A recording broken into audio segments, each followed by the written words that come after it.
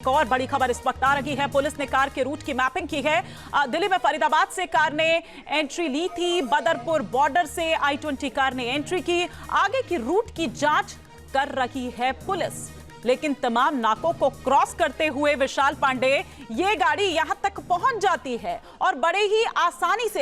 ही कहूंगी मैं कि वहां पर पार्किंग में खड़ी है इतनी देर तक वो गाड़ी, और वो शख्स वहां पर मौजूद है, वो शख्स जिसकी जांच एजेंसीज को पहले से ही तलाश है, वो उसे देख नहीं पाती है और वो अपने मंसूबों को अंजाम देने में कामयाब हो जाता है। तो देखिए हिमानी, सुरक्षा एजेंसी और दिल्ली पुलिस पर बड़ा सवाल खड़ा हो रहा है, क्योंकि जिस जगह पर ये ब्लास्ट हुआ है ये अपने आप में बहुत ही सेंसिटिव इलाका माना जाता है। और अमूमन यहाँ पर अगर आप जनरल भी आती हैं किसी भी दिन, तो यहाँ पर सुरक्षा के कड़े इंतजाम जो हैं वो हमेशा होते हैं। लाल किले के आसपास, जामा मस्जिद के आसपास हमेशा दिल्ली पुलिस की कई टीमें जो है वो यहाँ पर डिप्लॉयड होती हैं। और इतने सुरक्षा के बावजूद अगर कोई बड़ा एक्सप्लोसिव गाड़ी में भरकर पहुंचता है, पार्किंग में कई घंटे तक खड़ा होता है, उसके बाद ब्लास्ट होता है जिसमें कई लोग अपनी जान गंवाते हैं, तो साफ तौर पर लिहाजा दिल्ली पुलिस पर सवाल उठता है और दिल्ली पुलिस को इसका जवाब भी देना चाहिए।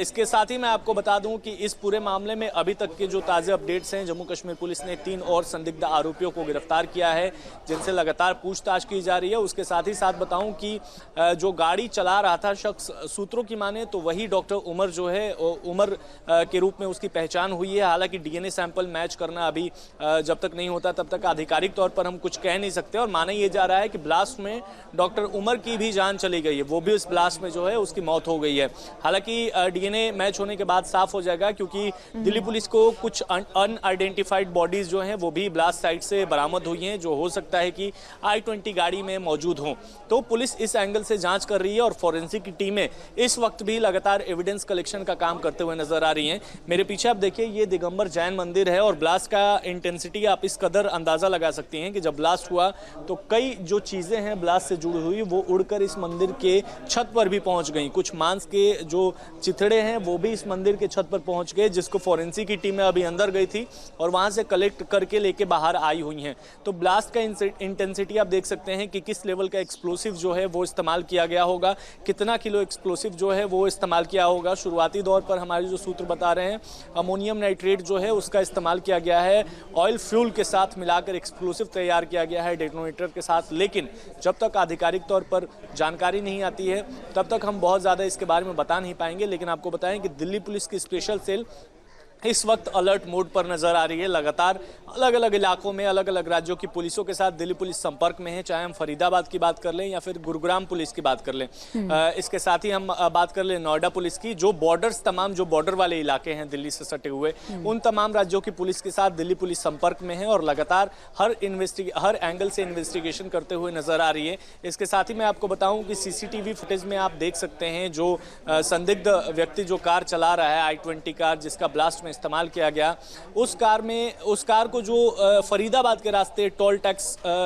जो प्लाजा है उसके रास्ते होते हुए दिल्ली में एंटर कराया गया है। तो दिल्ली पुलिस के जो कई टीमें जो हैं वो इस टेक्निकल सर्विलांस के आधार पर CCTV फुटेज को भी खंगालने की कोशिश लगातार कर रही हैं और ये रूट तैयार करने की कोशिश कर रही हैं कि आखिर क्या फरीदाबाद होते हुए डायरेक्ट दिल्ली पहुंचा, क्या वो डायरेक्ट लाल किला पहुंचा या इसके पहले कहीं और गया था, किसी और से मिला था, कहाँ एक्सप्लोसिव कहाँ से कार में डाला गया, ये तमाम जो है CCTV फुटेज के आधार पर स्पेशल सेल अब उनको खंगाला जा रहा है। अब ये जांच की जा रही है। बिल्कुल विशाल पांडे, मोहित भी हमारे साथ लगातार बने हुए हैं। मोहित देखिए, कई बार खरीदी गई, बेची गई, वो तो एक अलग विषय है ही कि सबसे पहले सलमान, फिर सलमान ने कहा कि मेरा कोई रोल नहीं है, मैंने तो आगे बेच दी थी, क्योंकि सलमान को भी पकड़ा था, उससे भी पूछताछ की थी। लेकिन जिस रूट की हम यहाँ पर बात कर रहे हैं, जिन तमाम नाकों को क्रॉस करती हुई वो आती है,